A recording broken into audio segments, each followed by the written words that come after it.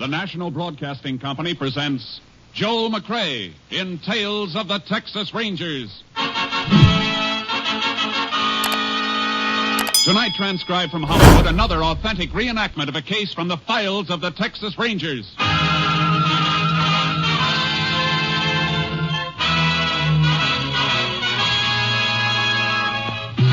Tales of the Texas Rangers, starring Joel McCrea as Ranger Jace Pearson. Texas, more than 260,000 square miles, and 50 men who make up the most famous and oldest law enforcement body in North America.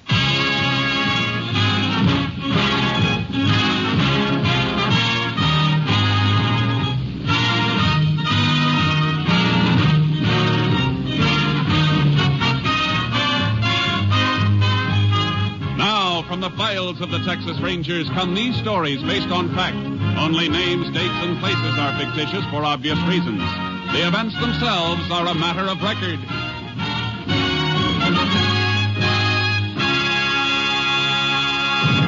Case for tonight, hanging by a thread.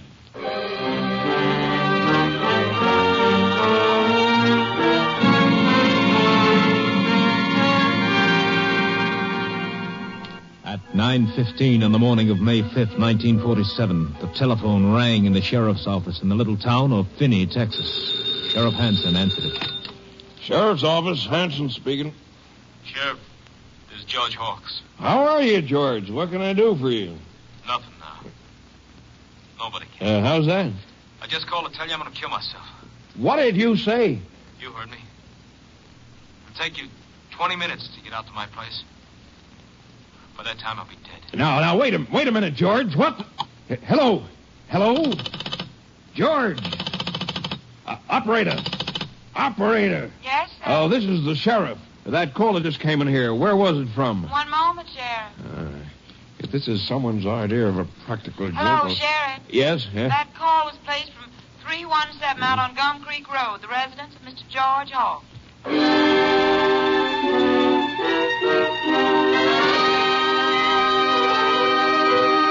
The sheriff raced out to the Hawks Ranch and found George Hawks dead, hanging in the barn. Then he made another discovery which prompted him to put in a call to the Texas Rangers. Ranger Jace Pearson was assigned to the case and drove to the Hawks Ranch to meet Sheriff Hansen.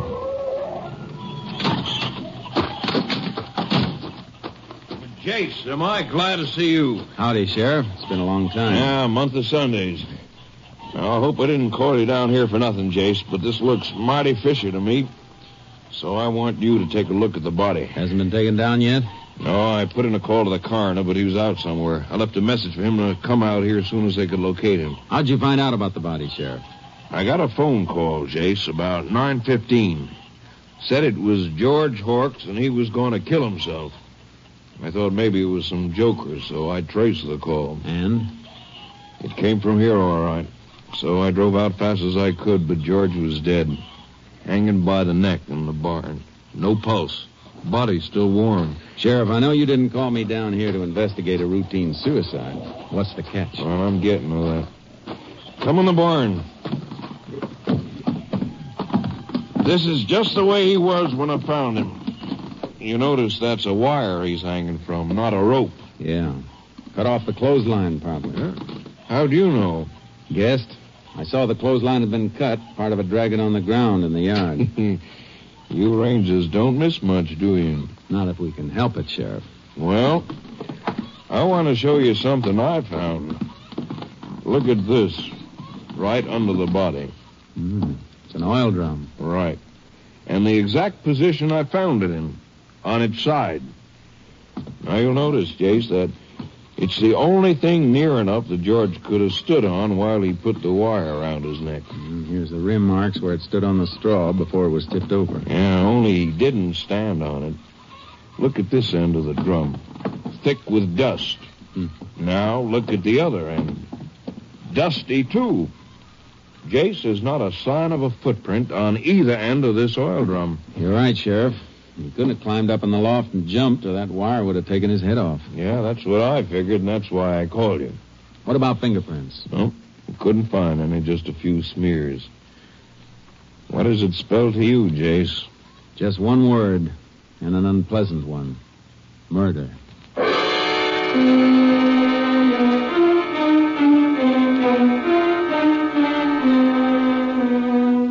I got my camera out of the car and took pictures of the body. And we took down the broken clothesline and nosed around for more evidence. The sheriff went up to look over the house while I combed the barn. How'd you make out up at the house, Sheriff? Nothing, Jace. Absolutely nothing. No note from George. Everything tidy. No sign of a struggle.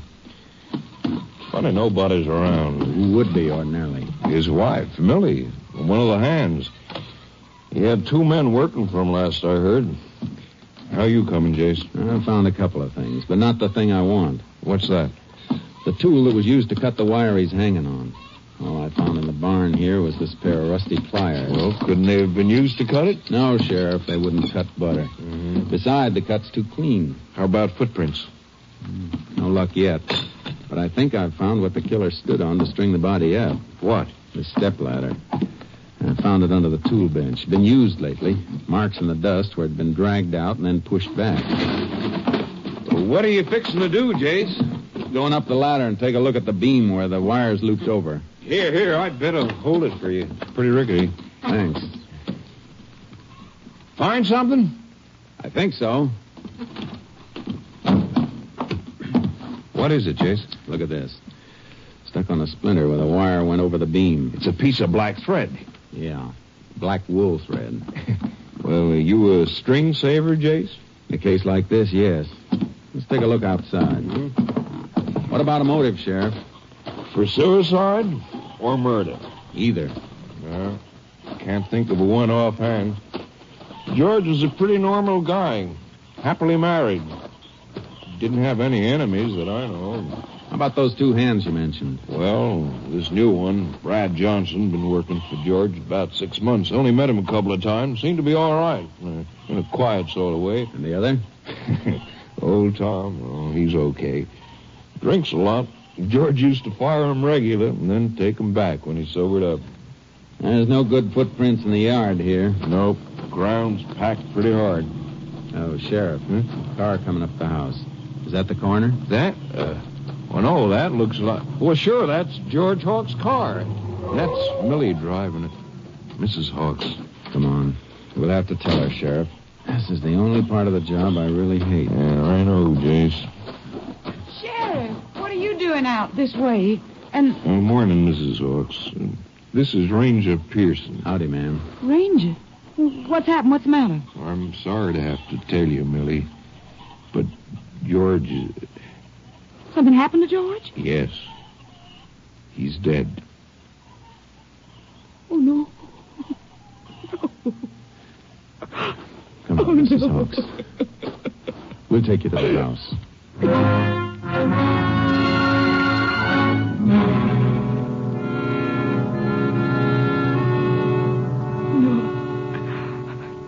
I can't believe he'd do it. Mrs. Hawks, when did you last see your husband? Just a few hours ago at breakfast. How did he appear at breakfast? I mean, was anything wrong? Was he upset about anything? Well, yes, there was a big fight at breakfast. I never seen George get so mad. A fight? Between you and your husband? Well, all 4 of us went on it. Old Tom and Brad was there, too. They're the hired hands. How did it start? I cooked breakfast for the 4 of us, like I always do. Old Tom was late, so we started to eat. When we were about through, old Tom came staggering in. He was half drunk. Again, huh? Yes, Sheriff, again. Then he and George had this big row, and George fired him for being drunk. Go on. Old Tom was fighting mad. He gets mean when he's been drinking. Started making all kinds of wild accusations. What kind of accusations, Mrs. Hawks? Lies, Ranger. All of them lies. He said he wouldn't have been drunk if Brad hadn't bought liquor for him. Brad? Well, that's what he claimed. Said Brad got him drunk on purpose so he... Oh, it was awful. So he could what? Well, it's a lie, Ranger. What did he say, Mrs. Hawks? Well, old Tom said to Brad, I wouldn't be drunk if you didn't buy me the stuff. You're always trying to get me out of the way so I won't see you... So I won't see you playing up to the boss's wife. Then what happened? Well, Tom left, and my husband started swearing and threatening Brad, accusing him of what Tom said. Brad said it was a lie, and then George threw some money in his face and told him to get off the place, that he was fired, too. What did Brad do? I thought for a minute he was going to hit George, but he didn't. He went outside, and a few minutes later I heard his car start, and he drove away. By this time, George was in a terrible rage. He even threatened to kill me. So I grabbed the car keys and ran. Did he ask you where you were going? Yes, he did, Ranger. And I told him I was going in town to see Mr. Harris, the lawyer, see about getting a divorce. What time did you leave? About 8:30. Ranger, you said you found him hanging in the barn. Well, if it was suicide, why are you asking me all these questions? Because I don't think it was suicide, Mrs. Hawks. I think it was murder.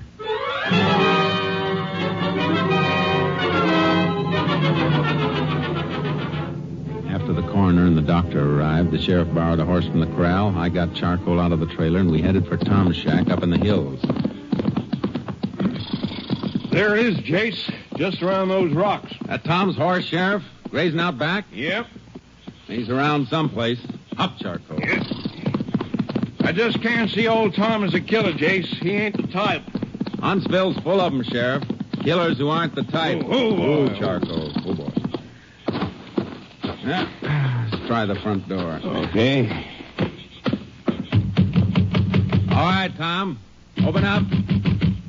He's not here, Jace. I can see through the windows. Shack's empty. What the? Somebody's shooting close by. Maybe Tom. That shot came from back up in that draw. Come on, Sheriff. There he is. Back by that clump of trees. Is that Tom? Sure is. Hey, he's running toward the trees. Hold it, Tom. Stay where you are. I'll put one over his head. Ah. Yeah, he's stopping. See what he's wearing, Jace? Yeah. Black sweater. What's all the commotion? All right, Tom. Throw down that rifle. Sure, Ranger. But, what for? Why didn't you stop when I told you to? Well, to tell the truth, Ranger, I didn't hear you. I'm kind of deaf. I heard you shot, though. Yeah, that's right, Jace. He's hard of hearing. What's that, Sheriff? Oh, never mind. Why'd you shoot at us, Tom? Shoot at you? Why, I never did no such thing. What were you doing then? Ain't no law against a man killing himself a rabbit for supper. All right. Get his rifle, Sheriff. Let's go. Huh? Where to? To your shack first. We're going to have a long talk about George Hawks.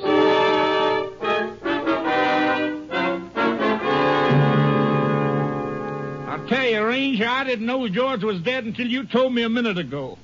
What call would I have to kill him? If he was killed, he was my friend.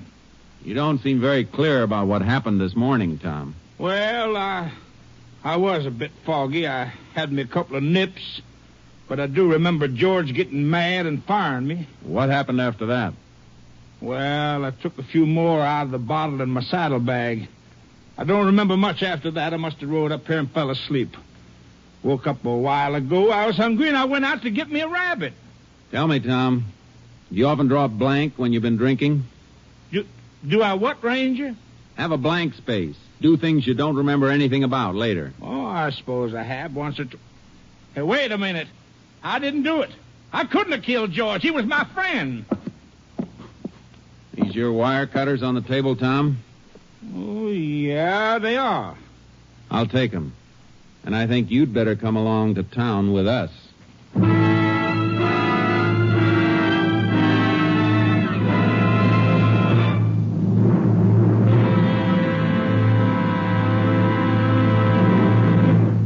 You are listening to Tales of the Texas Rangers, starring Joel McCrea as Ranger Jace Pearson at our new Sunday time. We hope that our many friends who have listened to us at the earlier hour will continue to be with us each Sunday. And for those of you who are hearing our program for the first time, we extend a warm and cordial welcome and invite you to be with us each Sunday from now on. And now we continue with tonight's case, Hanging by a Thread, an authentic story from the files of the Texas Rangers.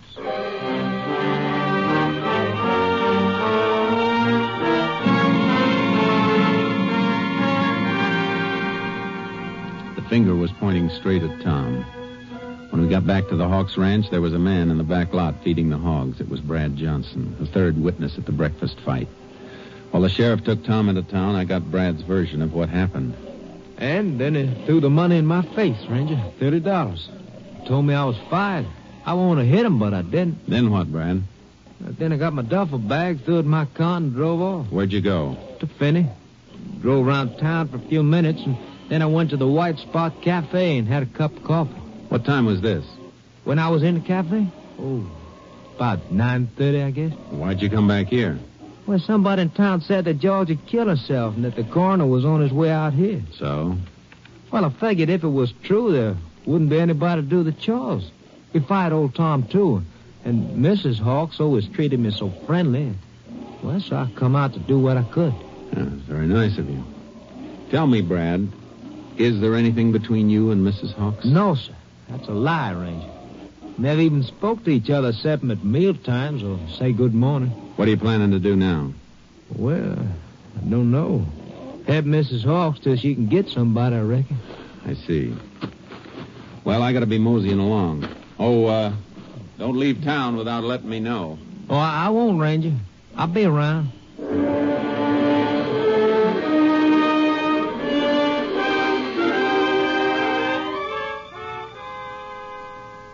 I got the evidence off to Austin and then went to the White Spot Cafe. Brad had been seen there at 9:30, and Mrs. Hawks had been with her lawyer half an hour before. I radioed headquarters that I was staying over in Finney, and about 9 that night, I got a phone call. Hello? Jace, Captain Stinson. I've got the report on that stuff you sent in today. You got a pencil? Sure have, Captain. Shoot. On that black wool sweater, the thread you sent in the envelope matched all right. It's definitely off the sweater. How about the wire cutters? I'm afraid I got a disappointment for you there, Jace. They couldn't get a match. I'm afraid the murder wire wasn't cut with the tool you sent. Are you sure, Captain? The boys in the lab are. They made sample cuts with every millimeter of those blades and couldn't match up a single one with a murder wire. Oh. What kind of a fix does that put you in, Jace? Oh, I'm not sure. Well, thanks, Captain. I'll keep in touch with you. All right, Jace. Good luck.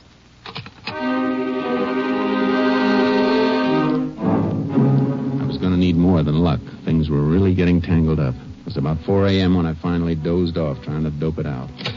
Then at 8:30, I met the sheriff in his office. Well, you look like you've been through the ringer, Jace. Hotel bed's too hard for you? No, but I didn't get much sleep trying to figure this Hawks thing out. Looks like we'll have to let old Tom go, Sheriff. Why? What's up? The lab says Tom's cutters didn't cut that wire. They didn't? No. Of course, old Tom could have used other cutters, but in his stupor, I doubt if he'd be that clever.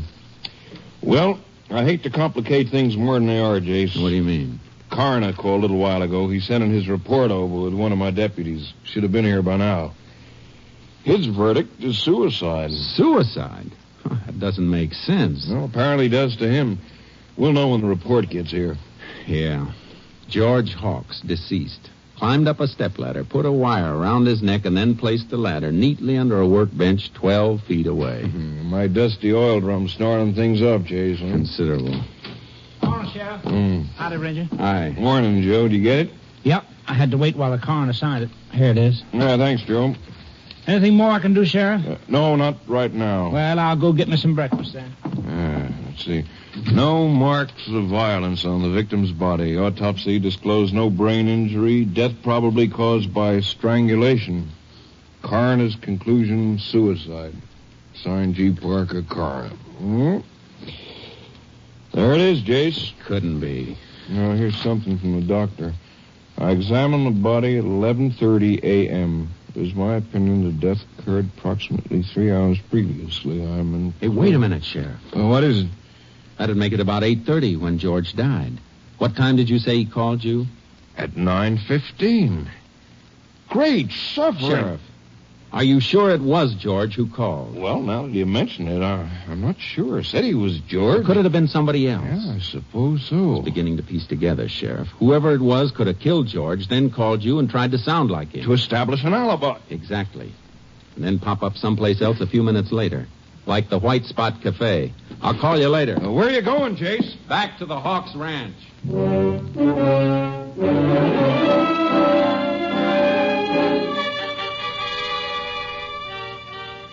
When I pulled up to the ranch, Brad Johnson was running water into the big trough near the barn.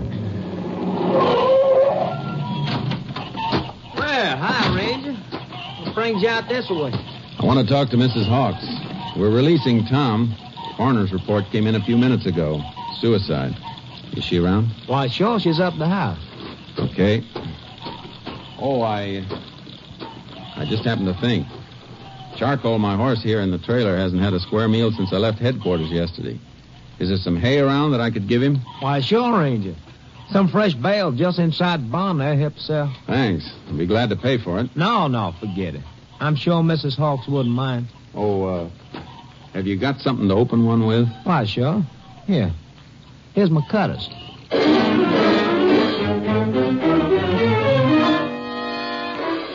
I took the cutters into the barn and made some cuts on a wire sample. After I gave the cutters back to Brad and fed Charcoal, I spoke briefly with Mrs. Hawks, and then I tore out for the lab in Austin. By 1 o'clock, I got the results. Here it is, Jace. Take a look. The wires match, Johnny? See for yourself. That dual microscope never lied to me yet. The left one's the murder wire. The one on the right is one of the samples you brought in. That's it. Well, look at those striations. It's a perfect match. Thanks, Johnny. Take care of this stuff. Got to get back to Finney pronto. Oh, will you do me a favor? Sure, Jace. Call the sheriff at Finney. Tell him I'm on my way and I got something hot. I'll be there in 2 hours.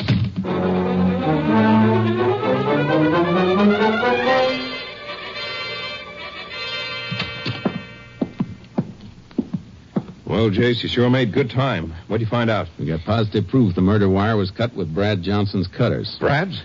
You going to pick him up? Not right yet, Sheriff. Why not? We only know that Brad's cutters were used. We don't know he used them. We got to be sure. What are your plans, Jace? I've been thinking. Those stories that Mrs. Hawks and Brad told me, they were alike, all right. Too much alike. What do you mean? A couple of times they used the exact phrases. Mm-hmm. What about Tom and the black thread? We'll keep an eye on him, but I think he's clean. He could have caught his sleeve on that beam doing anything, pitching hay or anything. Yeah, he could have. Well, what do we do now? We got to catch him alone, Brad and Mrs. Hawks. When they don't know anybody's around, we got to hear what they say to each other. Maybe after the funeral. It's this afternoon, 4 o'clock. You know where it's being held, Sheriff? Sure, out of the ranch. Be a graveside ceremony. Where's the cemetery? Clear over on the other side of town from the Hawks' place. Yeah, it'll take them a while to get over there and back. Sheriff, while they're at the cemetery, you and I are going to the ranch and fix up a little surprise.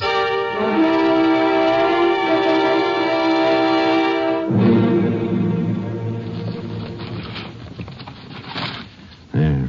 That ought to be all right for that one, behind the window shade. Why 3 microphones, Jace? Wouldn't one do? Not if they wander around the house while they're talking, Sheriff. I want to hear everything. Yeah, but how do you know that Brad and Mrs. Hawks will talk? How do you know who'll even come into the house? I don't know, Sheriff. I'm guessing. And my guess is that after the funeral's over, somebody's going to let his hair down. Hey, it's almost 5, Jace. They'll be coming back soon. I'm finished in here, Sheriff. Now all we have to do is string the wire to the stakeout. Come on.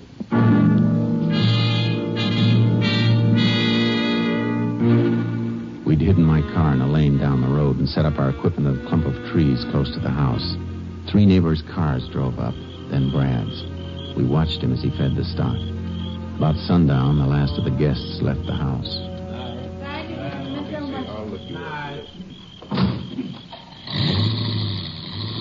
There go the last of them, Sheriff. Can you see Brad? He's been in the barn the last few minutes. There he is, Jace, heading for the house. Good. Put on your earphones, Sheriff. I want you to hear this, too. There he goes, up on the porch. Yeah.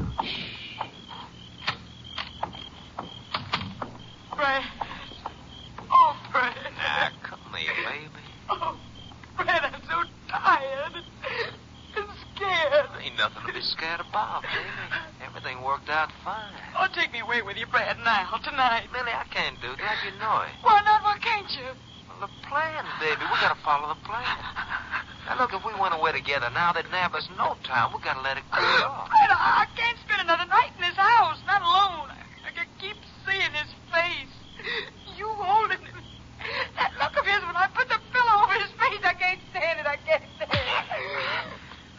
You to shut up. Look, I put a lot of hard work on us. Our alibi's got them clear off the trail, and I'm not gonna let them get back on you, hear? All right, Sheriff. I've heard enough. Let's take them. You cover the back, Sheriff. I'll take the front. Okay, Jace.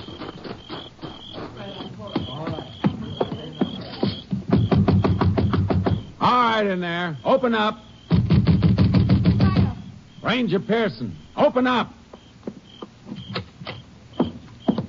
What do you want? You know what I want, Brad Johnson. Oh, he's not here. I know different. Okay, Sheriff, let's search the house. All right, Jace. I don't know what this is all about. You'll find out. He's not in the kitchen, Jace. All right, Sheriff, work this way. Ranger, what's the meaning of this? He's not in the back of the house, Jace. Maybe he's... What was that? He was upstairs, Sheriff. Sounds like he jumped from up there. Come on. Don't see him. He didn't run for his car. Couldn't have gone far. Maybe he hit for the highway. What's that? Chickens in the barn. Something scared him, and I think I know what. Come on. If we play this right, we've got him trapped. I know you're in there, Brad. Come on out. All right. Dark as pitch in there, Jace. Turn on your flashlight, Sheriff. Take the other side. I'll look behind those things. Okay.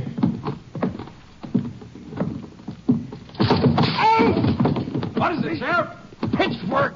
Threw it from the loft. Hit me. You hurt bad? Don't think so. My shoulder. Here, give me your flashlight, Sheriff.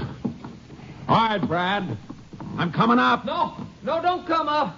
I'm coming down. Come on where we can see you then. With your hands up. Jace, he's jumping. Look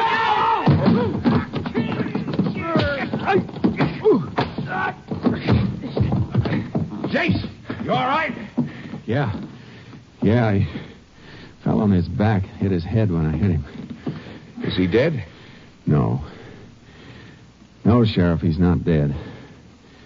But I can't say he won't be, though, when the state gets through with him.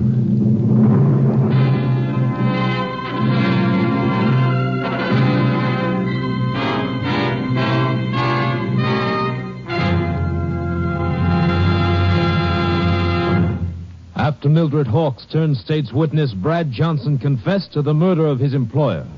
For her part in the crime, Mildred Hawks received a sentence of 50 years in a women's prison at Huntsville. Johnson's sentence, death in the electric chair.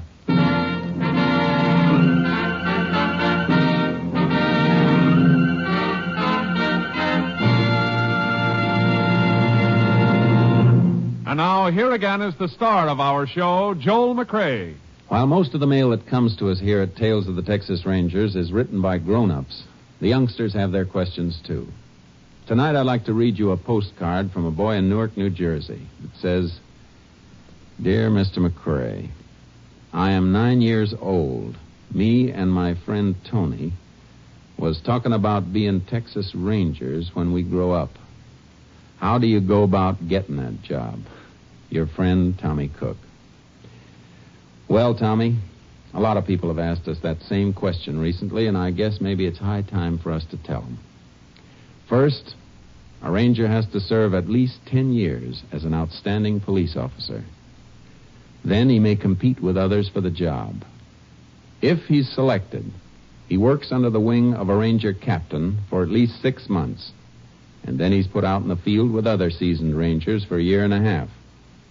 By this time, he is, or he isn't, a true Texas Ranger.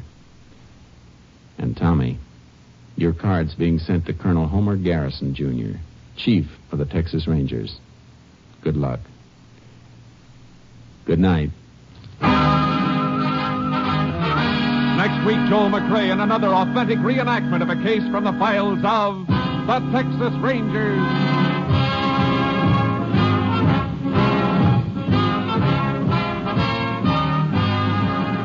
Joel McCrea is currently seen starring in the Universal International Technicolor production Saddle Tramp. Tonight's cast included Tony Barrett, Byron Kane, Betty Lou Gerson, Jeff Corey, and Wally Mayer. This story was transcribed and adapted by Andrew McBroom, and the program was produced and directed by Stacy Keach. This is Hal Gibney speaking.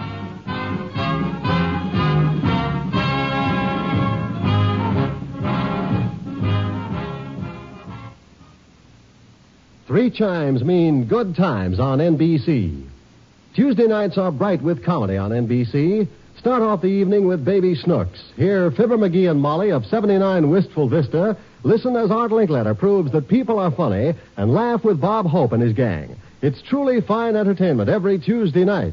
So be sure to listen for Baby Snooks, Fibber McGee and Molly, People Are Funny, and Bob Hope.